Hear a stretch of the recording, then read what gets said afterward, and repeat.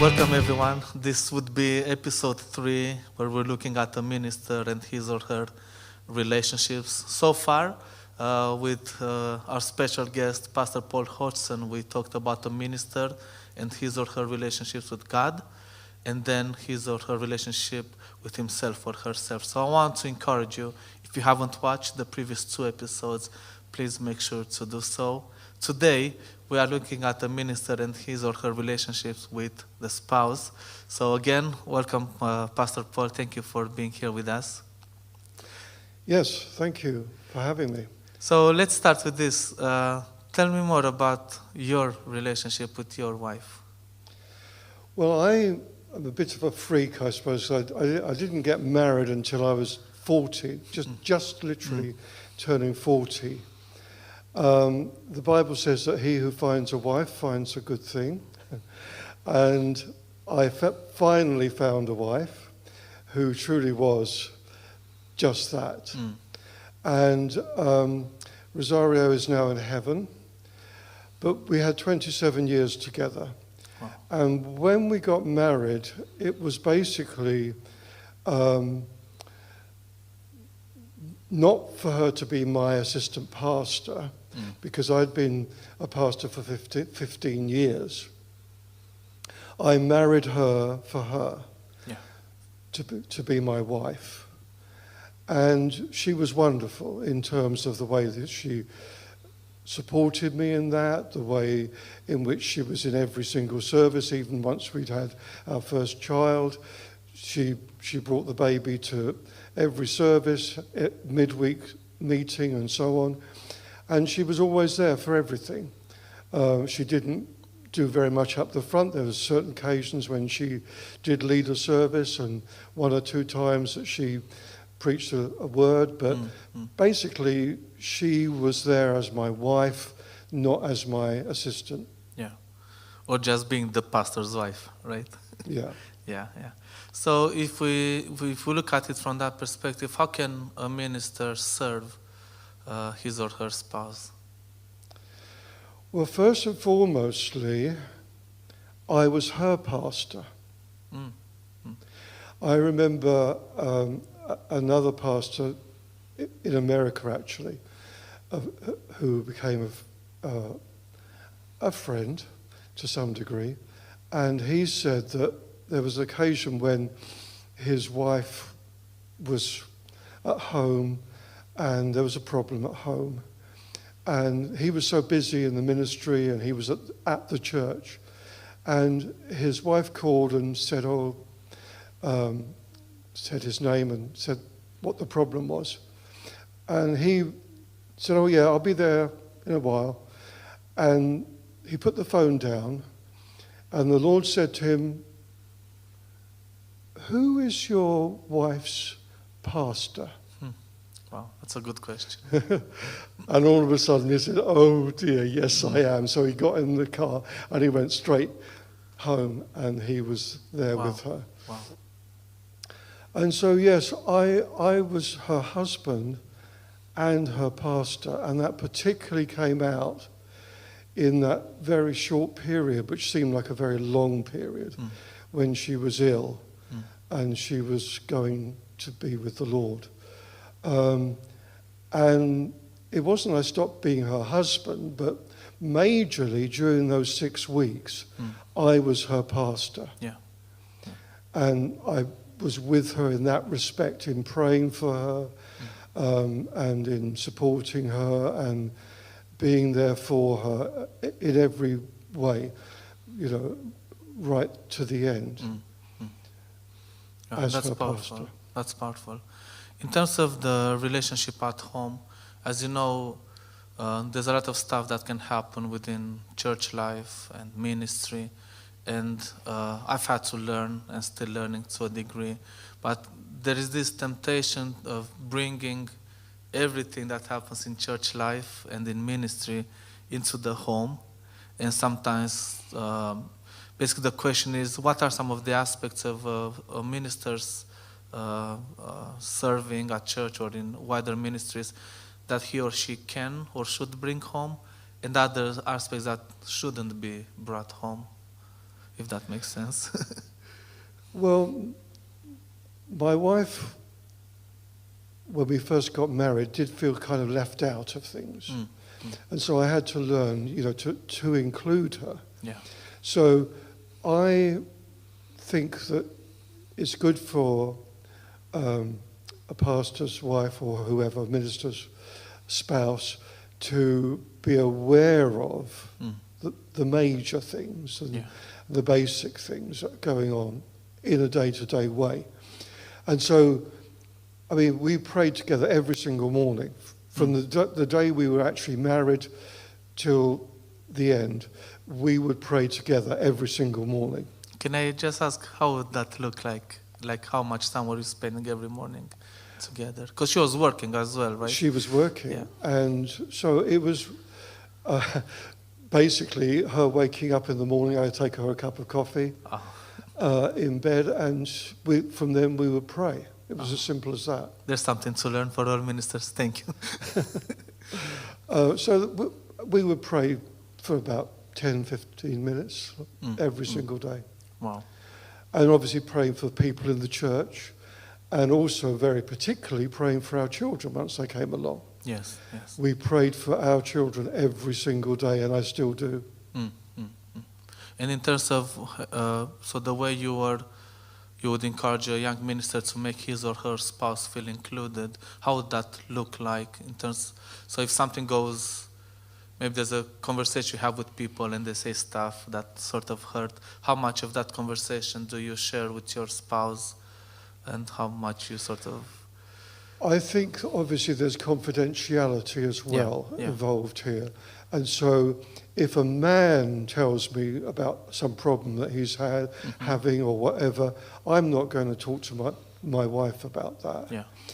If a woman did, I would say to her, I'd like to share this with my wife, and maybe she can talk to you as well.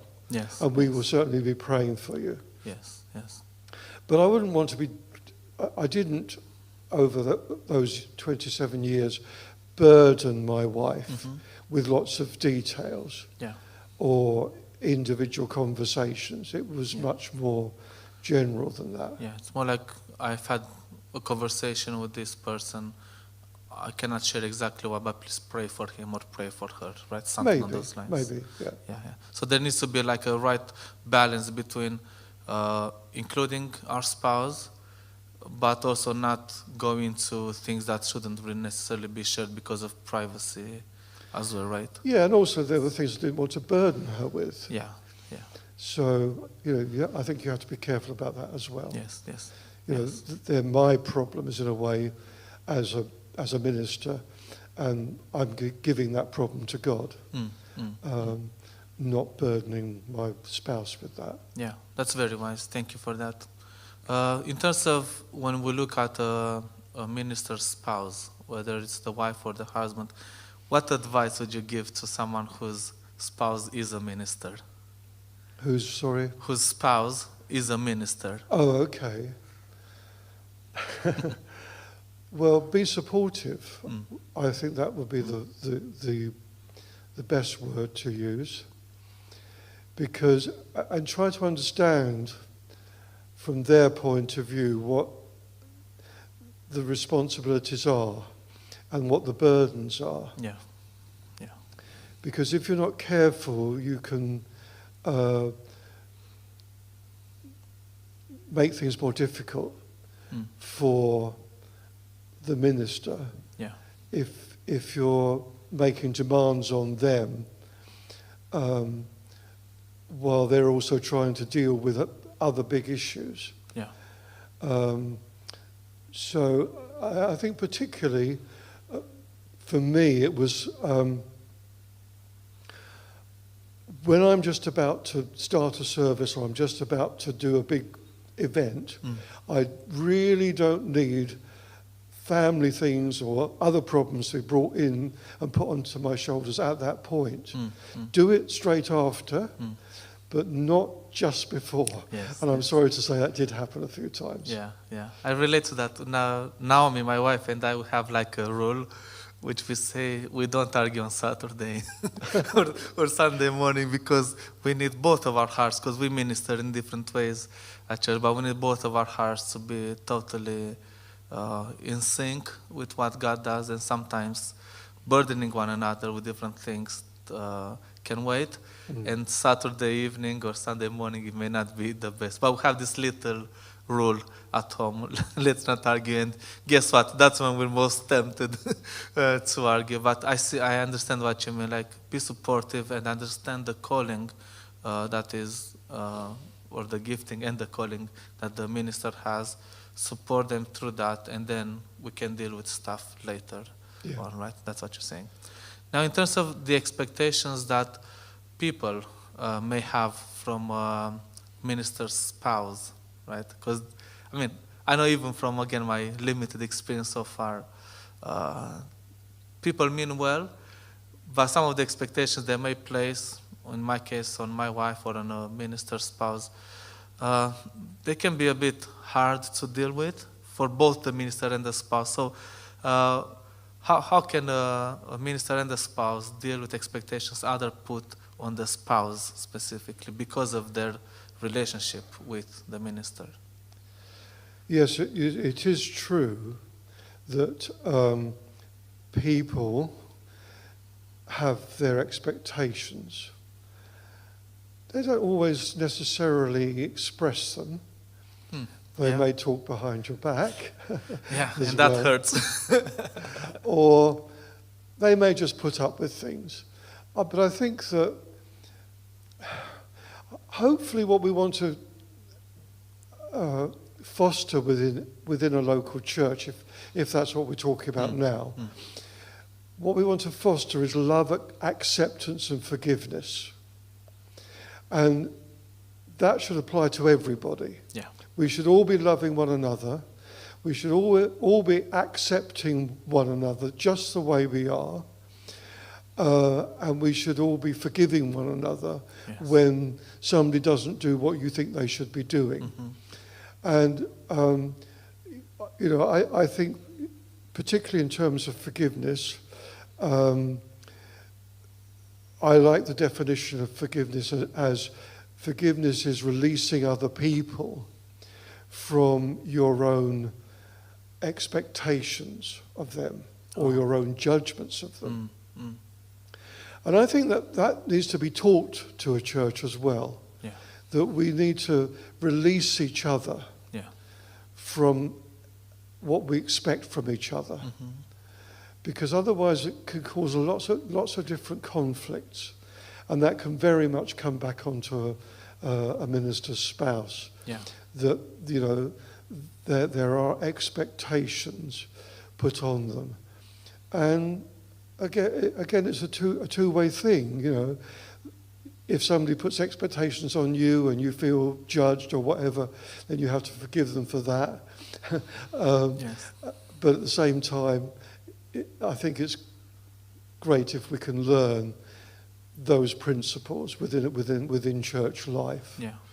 I think this is linked to what you were saying in a previous episode about the fact that the spouse, so my wife, she is Naomi, a daughter of God with her gifting from God. And yes, she happens to be the pastor's wife, but that's not all she is. She's called by God to minister within her gifting to the people that God has brought us together. And at least I can say definitely for Vision Church, like we've encountered a lot of grace from people who know my wife as Naomi, not as Vlad's wife, not as pastor's wife, even though she is both of those things. And I think what makes a church powerful and fosters this culture of forgiveness and grace is to approach or relate to the pastor's wife or the spouse of the minister as an individual called by God, who is in a relationship with the one who is the minister. And like this, when we see that person as an individual, all of a sudden we can treat her as a human, who no one is perfect, of course, and we can show that grace and forgiveness you're talking about, rather than place heavy burdens they're not even aware they're carrying because of my unspoken expectations, right? Yeah, absolutely. Great. Very good.